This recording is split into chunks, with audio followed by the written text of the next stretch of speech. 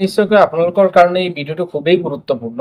নিৰ্বাচন শেষ হোৱাৰ লগে লগে আচলতে মোলে বহুত কমেণ্ট আহি আছিল যে বিদ্যালয় প্ৰাদেশিকৰণৰ কাৰণে বা গুৰু দক্ষিণাৰ কাৰণে এপ্লাই কৰা হৈছিল, সেই প্ৰচেছটো কেতিয়ালৈ আৰম্ভ হ'ব বা আৰম্ভ হৈ গৈছে নেকি বা কেতিয়ালৈ সমাপ্ত হ'ব। তো আপোনালোকৰ এই গোটেই প্ৰশ্নখিনিৰ উত্তৰ আপোনালোকে ভিডিঅ'টোৰ মাধ্যমেৰে লাভ কৰিব। আপোনালোকে ভিডিঅ'টো সম্পূৰ্ণলৈকে চাই থাকিব আৰু প্ৰথমবাৰ যদি আমাৰ চেনেললৈ আহিছে তেতিয়াহ'লে নিশ্চয়কৈ আপোনালোকে চেনেলটোক ছাবস্ক্ৰাইব কৰি ল'ব আৰু ভিডিঅ'টো আপোনালোকে সম্পূৰ্ণলৈকে চাই থাকিব।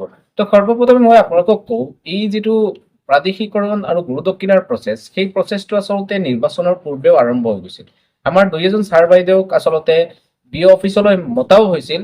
তেখেতসকলৰ অনলাইন এপ্লিকেশ্যনত কিবা বিসংগতি হৈছিল আৰু তেখেতসকলক মাতি এইখিনি শুধৰোৱাৰ ব্যৱস্থা কৰি দিছিল। তাৰমানে আমি ইয়াৰ পৰাই গম পাইছোঁ যে পূৰ্বতেও নিৰ্বাচনৰ পূৰ্বেও কি হৈছিল, আচলতে এই কাম কাজখিনি আৰম্ভ হৈ গৈছিল। আৰু মই আপোনালোকক কওঁ যে অকণমান লেহেমীয়া হৈছিল, যিহেতু আমাৰ বিষয়ববীয়াসকল আচলতে নিৰ্বাচনী কাম কাজত ব্যস্ত হৈ পৰিছিল। তো মই আপোনালোকক কওঁ, নিৰ্বাচন শেষ হোৱাৰ লগে লগে এই প্ৰচেছটো অকণমান দ্ৰুত গতিত চলিব। আৰু দ্ৰুত গতিত চলিব বুলি ক'লে মই আপোনালোকক কওঁ, সৰ্বপ্ৰথমে কি হ'ব, আচলতে যিখিনি ডকুমেণ্ট আপোনালোকে ছাবমিট কৰিছিল, সেই ডকুমেণ্টখিনি তেখেতসকলে সৰ্বপ্ৰথমে ভেৰিফিকেশ্যন কৰিব, ভেৰিফাই কৰিব, এইখিনি আচলতে বৈধ হয় নে নহয় সেইখিনি পৰীক্ষা কৰিব। অফিচিয়েলি তেওঁলোকে পৰীক্ষা কৰিব আৰু পৰীক্ষা কৰাৰ পিছত কি হ'ব, আপোনালোকৰ স্কুললৈ ভিজিট কৰিব বা ফিল্ড ভেৰিফিকেশ্যন যাক আমি কওঁ, সেই ফিল্ড ভেৰিফিকেশ্যনৰ কাম আৰম্ভ হ'ব। আৰু গুৰু দক্ষিণাৰ ক্ষেত্ৰত যদি কওঁ, গুৰু দক্ষিণাত প্ৰথমতে কি হ'ব, আপোনালোকৰ ডকুমেণ্টখিনি ভেৰিফিকেশ্যন কৰা হ'ব আৰু তাৰপিছত কি হ'ব, আপোনালোক যিসকল এলিজিবল তেখেতসকলে আপোনালোকে নিশ্চয়কৈ ডাইৰেক্টলি পাই যাব, আৰু যিসকলৰ অকণমানো বিসংগতি হ'ব তেখেতসকলক কিবা এটা অপশ্যন প্ৰভাইড কৰা হ'ব, আপোনালোকে পুনৰবাৰ ছাবমিট বা আপিল কৰিব পাৰিব।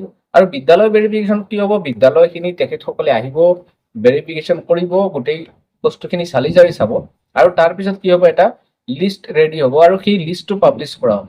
আৰু সেই লিষ্টত কিছুমান থাকিব, পইণ্ট থাকিব, সেই পইণ্টৰ আওতাত অহা প্ৰত্যেকখন বিদ্যালয় আচলতে কি হ'ব, প্ৰভিঞ্চিয়েলাইজ হ'ব।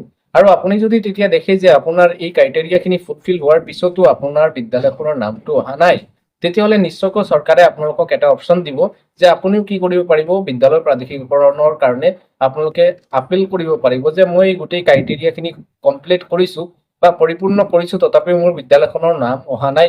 তেনেকৈ আপোনালোকে আপিল কৰাৰ নিশ্চয়কৈ এটা অপশ্যন থাকিব।